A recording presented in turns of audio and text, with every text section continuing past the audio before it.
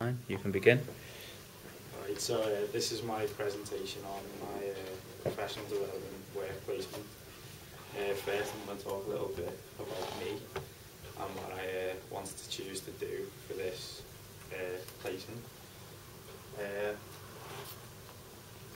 That's in the wrong place. Right, well, I first of all I tried to look for a placement, and I hate live sound. I'll go back to that because I can work with this. Oh yeah, so yeah, I hate live sound, so that was kind of never a choice for me. In about 2007, I had a go of managing like an event with my friend Chris, and that went horrifically wrong. Managed to get me money back that I'd spent, but it just ended up never happening. The venue that I was working with closed, all the bands just gave in, and yeah, it just couldn't happen. So that didn't work. That kind of put me off that side of it. And then there was no reason for me really to go back into live sound. But because of that, I kind of got bored of all the technical, like working with people kind of side of things. And since then, I've kind of been working on my own in composition and things like design, like things that would be freelance on my own, self-employed kind of things. Because of them, I felt that that would kind of be a good placement option for me, would be to work with a composer or a sound designer for films, things like that. But that was kind of a hard choice to do because all the people who do that work on their own and they work unsociable hours, so it would have been quite a tricky thing to handle in terms of the course. So yeah, so that one. So yeah, I kind of wanted to get out of my comfort zone when I thought about it. I thought, I hate live sound, what can I improve about the career path that I've chosen? And the thing that really stuck out was that I've not worked with people for years, really. So I wanted to focus on them kind of aspects, and I thought what better way to work with people and be with the public all the time, working with a different person every few hours with live sound stuff, that's what happened. So I looked into a few places, and the Zanzibar is, for lack of a better word, a hole in the dive. So I thought, why not choose there and get the absolute lowest of the low, and see how I handle that. And it could have went horribly wrong, but at the beginning, it was pretty much fun, really fun. But there's the Zanzibar. Yeah, upstairs part used to be like a green room, but now it's like for live stuff as well. You do acoustic nights up there, and it's got the most unsuitable place for a desk in the world. You might as well be doing monitors because you're here and the stage is here facing everyone, and the speakers are in front of the band, so it's terrible. Can't hear anything. It's awful. But that's only recently opened. So yeah, the Zanzibar. What's the Zanzibar about? I do know.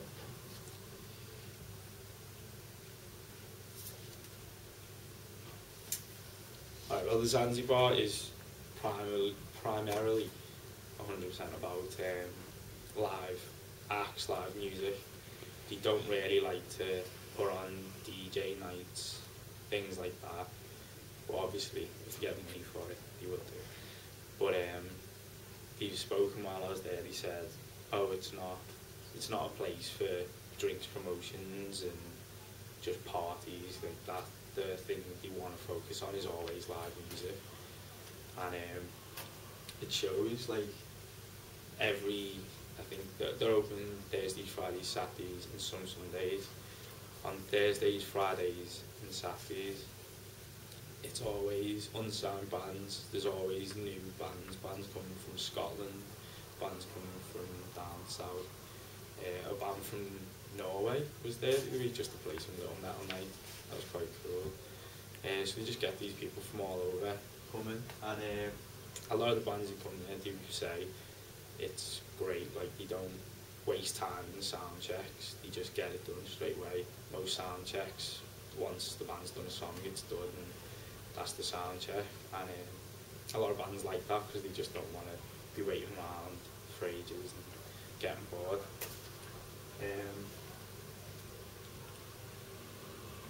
Yeah, through doing that, they work to the strengths, and they don't pretend to be something they're not. They do behave like they're a live band's venue, and it smells like them.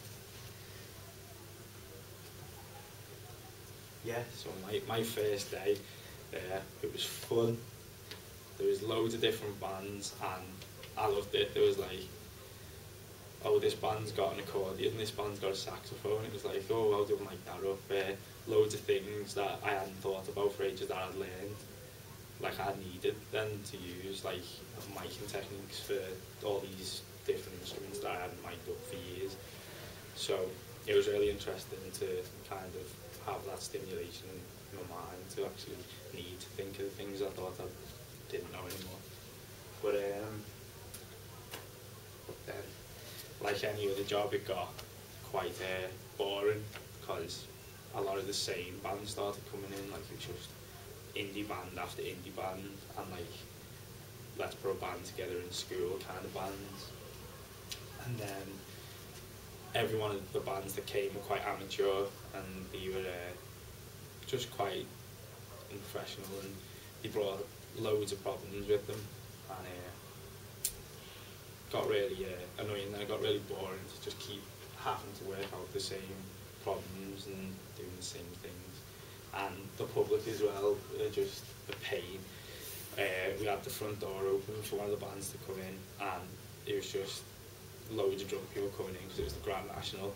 Drunk people would just walk in and stand there and watch. One of them, I went over to him and said, oh, we're closed. And he went, oh, bitter, please. I was like, I'm telling you to leave, I'm not waiting for it. And that happened a couple of times, just drunk people waltzing in, and we couldn't close the door because there was bands bringing all the equipment in. So that was just annoying, and it gets quite stressful, like just working, sound, pressure levels just get really high, and it's just headaches, it's tiring. And then a lot of the bands are just egos. So music acts uncontrollable. There's a few, like there was a lot of bands from Lipa that were really good, that would come in, would tell you what they wanted, and then you just do it and help them to get like the sound that they wanted, and it was easy. And they were professional. They all came over and said thanks and said hello when you got there, and it was just flawless. It was just great. Really fun to work. They also had lovely equipment, which made it 10 times easier to make the sound great. But there's a lot of bands that come in who, for one, a lot of the bands came in wearing sunglasses and didn't take them off, which if you've been in Zanzibar, it's really, really dark anyway. The light's really dim. So they come in with bandanas and sunglasses on, don't say hello to anyone, just flash all the gear, and then just stand there pretending that they're dead on. But they'd also come in with like the strangest gear array that you could ever have. They'd have like 1 million pedals with an amazing, the best Les Paul you can get, and then this tiny little like Squire amp, and it was like, why bother? Why not just spend your money on a little bit better amp instead of these brilliant guitars? But yeah, this is the thing I come up with, that there's 3 combinations that all of these bands have, which make it really annoying to mix them. A cheap guitar and a cheap amp, which sounds terrible. A relatively expensive guitar, which looks good, but sounds terrible. And then extremely expensive guitars, which look lovely, and then extremely expensive amps that look lovely, but you can't turn them up because then it's too loud, we can't control them. And it's like, what do you want us to do? We had that problem with a lot of the metal bands, especially a band from, I think it was like Coventry. They had this stack, turned it up a little bit. No, how can you turn it down? He went, oh, it's on 1. If it turns down, it goes off. So we had that really loud, and there was literally nothing to mix. But on the other side of the spectrum, this woman came in who was a bit of a eccentric, hippie kind of woman. She sung quite interestingly and strange, but we had the gain on a guitar full up. She was like finger picking, and you couldn't hear it. It was just like an acapella. You could hear ever so slightly, like the softest of picks. And then she all of a sudden she just whacked it, and she done that for one song, just whacked it, and it went up. Everything had to go down, and it was just a nightmare trying to mix it. And that felt like she was playing for about 2 hours. She was playing half an hour. Band after an amazing like Dutch band who had been in Lippe, and they were just flawless. It was like 10 minutes of just lovely songs, and they were on for the same amount as it. Vocalists as well. They had this thing I call lightsaber arm. So have you ever seen Ben Baird trying to get the lightsaber sound? And he's got a microphone like that in front of a speaker.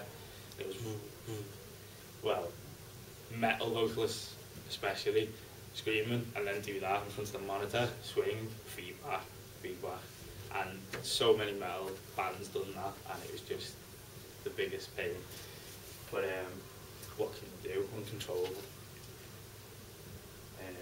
But in the end, I feel that the variety, it was a challenge. I did learn how to like interact with people a lot.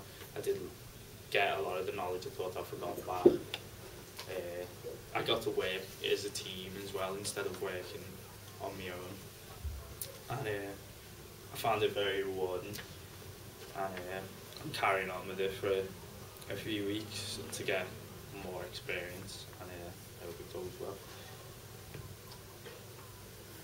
So the things I learned was social intuition. I kind of could work with bands to how they were talking things. You could tell if they didn't like the monitor mix, but they were saying they did.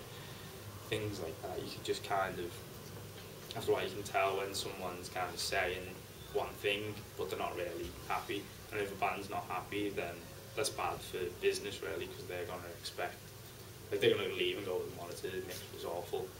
And then if they say that to other bands might not want to come. So yeah, that was one thing like I was hoping to learn through working with people. Problem solving skills as well. Like there was some mad problems. There was feedback that was coming. The gain was fine. It was all fine through sound check and everything was fine. And then when the guy was playing, there was feedback coming whenever he'd not sing, be close to the mic, not sing. And for a few songs we were trying to figure out what is that, why is it feedbacking? We realised he had a hat on and the microphone was like, it was bouncing and it was just feedbacking, and it was just something I personally had never thought of, but it was happening, and I figured out in the end, and it was too late to really do anything about it as far as I would know. I've not had experience with it, but just problems like that were really, really interesting to work with, because it's just like, what do you do? I've done that before. And that's it. Thanks for being beautiful. Any questions?